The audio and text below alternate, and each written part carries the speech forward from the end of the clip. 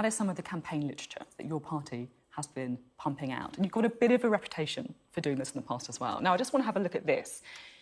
This is North East Somerset, the Liberal Democrats and North East Somerset, Liberal Democrat campaign literature. Results of a survey done in the constituency of Jacob Rees-Mogg. You would think this was a two-horse race, wouldn't you? Between the Conservatives on 38% and the Lib Dems on 32%. Until you look at the very, very tiny small print at the bottom, which says the question was, imagine that the result in your constituency was expected to be very close between the Conservative and Liberal Democrat candidate, and none of the other parties were competitive. In this scenario, which party would you vote for? And I just want to show the last result from this constituency at the last election, which hopefully we should be able to bring up now, which shows that actually the Conservatives were on 53% and Labour on 34%, the Lib Dems on 8.3%.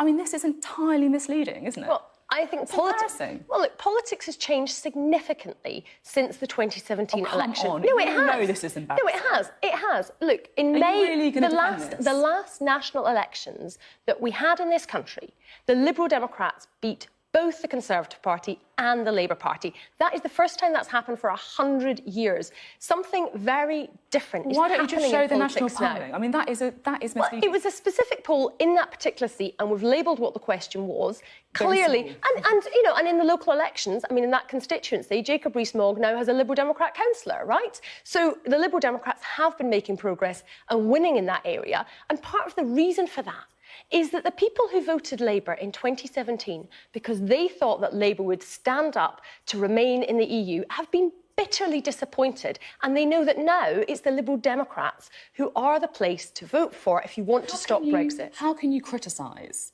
some of the stuff that was said in the EU election campaign when you are pumping out things that are misleading as well? I mean, this is like the £350 million on the side of a bus. Look, I mean, we've said exactly what the question is.